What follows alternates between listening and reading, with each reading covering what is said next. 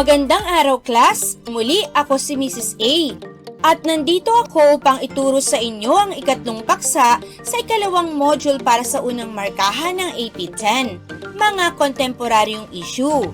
Ang ikalawang module ay pinamagatang mga isyung pangkapaligiran at ang ikatlong paksa nito ay ang climate change.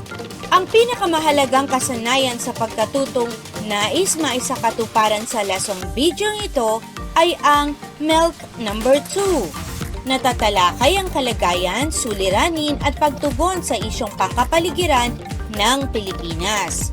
Mula dito ay inaasahang maisasakatuparan natin ang mga sumusunod na layunin.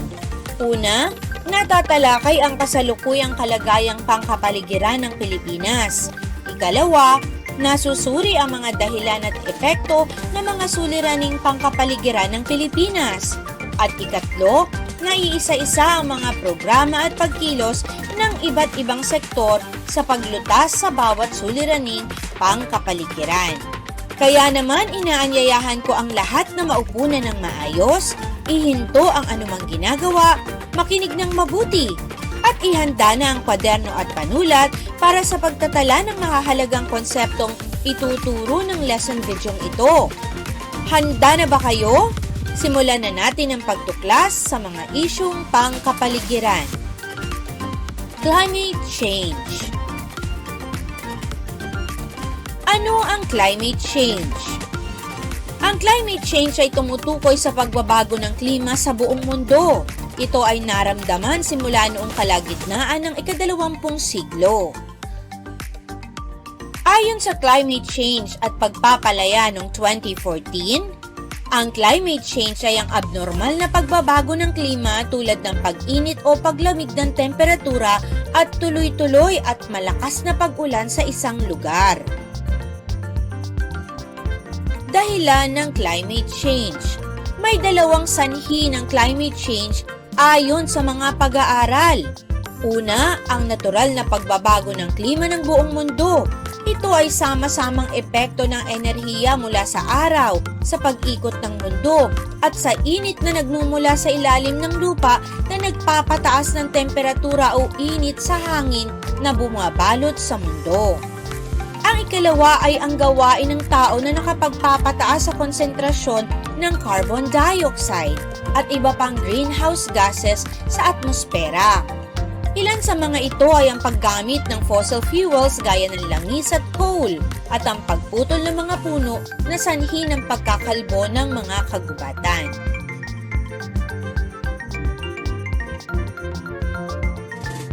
Epekto ng climate change. Ang climate change ay maraming masamang epekto hindi lang sa kapaligiran kundi pati na rin sa mga tao. Ang global warming o pag-init ng temperatura ng mundo na siyang palatandaan ng climate change ay nagdudulot ng sakuna kagaya ng heatwave, baha, malalakas na bagyo at tagtuyot na maaaring magdulot ng pagkakasakit at pagkamatay. Ilan sa mga sakit na maaaring lumaganap ay ang mga sakit dala ng tubig o pagkain gaya ng cholera at iba pang sakit na may pagtatae. Mga sakit na dala ng mga insekto gaya ng lamok tulad ng malaria at dengue. At sakit na dala ng daga gaya ng leptospirosis. Dahil sa pagkasira ng mga komunidad dulot ng mga kalamidad na hatid ng climate change, ay lumalaganap din ang malnutrisyon at iba pang suliraning panlipunan. May ilang mga mamamayan ang napipilitang lumikas dahil nawalan sila ng tirahan dahil sa pagkasira ng mga ito dulot ng malakas na bagyo. Ang iba ay natabunan ng lupa dahil sa landslide, samantalang ang iba naman ay kinain ng dagat ang dating lupa na kinatatayuan ng kanilang mga bahay. Nagkakaroon din ng suliranin sa karagatan dahil sa tinatawag na coral bleaching na pumapatay sa mga coral reef na siyang tahanan ng mga isda at iba pang lamang dagat.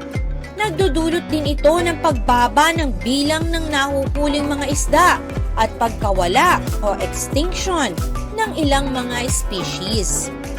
Pinangangambahan din na malulubog sa tubig ang ilang mabababang lugar sa Pilipinas dahil sa patuloy na pagtaas ng sea level bunga ng pagkatunaw ng mga iceberg sa Antarctic. Ilan sa epekto ng climate change sa Pilipinas ay ang panganib sa food security dahil pangunahing napipinsala ng bagyo ang sektor ng agrikultura.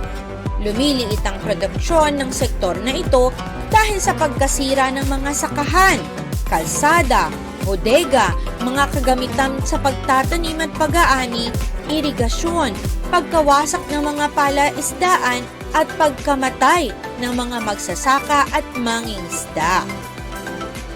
Malaki ang papel ng tao sa paglala ng climate change. Ang mga suliraning pangkapaligiran na tinalakay ay maituturing na sanhi ng climate change. At nangyayari ang mga ito dahil sa mga ginagawa ng tao. Kung magpapatuloy ito, tiyak na daranas pa tayo ng mas matinding kalamidad na lalo pang magpapahirap sa atin. Kaya mahalaga na magkaroon ng bawat isa ng kaalaman tungkol dito at makilahok sa usaping ito. Ito ay upang maging handa ang bawat isa laban sa panganib. Mga programa at patakaran para sa climate change sa Pilipinas. Ayon sa Artikulo 2, Section 16 ng 1987 Konstitusyon ng Pilipinas, dapat protektahan at isulong ng pamahalaan ang karapatan ng mga mamamayan sa isang balanse at malusog na kapaligiran. Ito ang batayan sa paglikha noong ika-27 ng Hulyo 2009 sa Republic Act No. 9729 na kilala bilang Climate Change Act of 2009. Ito ang sagot ng Pilipinas sa banta ng climate change, alinsunod sa pangako sa ilalim ng United Nations Framework Convention for Climate Change o UNFCCC. Nakasaad sa batas na ito ang pagpalangkas ng pamahalaan ng mga programa at proyekto, mga plano at estratehiya, mga patakaran, ang paglikha ng Climate Change Commission at ang pagtatatag ng National Framework Strategy and Program on Climate Change. Ang Climate Change Commission ay ang tanging ahensya na may tungkuling makipag-ugnayan, bumalangkas, sumubaybay at sumuri ng mga programa at mga pagkilos hinggil sa pagbabago ng klima. Pinagtibay rin ang Republic Act No. 8749 na kilala bilang Philippine Clean Air Act noong 1999. Ito ay naglalayong mapanatiling malinis at libre sa greenhouse gas emissions ang hangin sa bansa. Ang Philippine Task Force on Climate Change o PTFCC ay binuo upang pagaanin ang masamang epekto ng climate change at magsagawa ng isang mabilis na pagsusuri ng mga epekto nito sa bansa. Karagdagang kaalaman tungkol sa climate change. Ang pakikibahagi ng sangkatauhan sa pagtugon sa hamon ng climate change ay napakahalaga.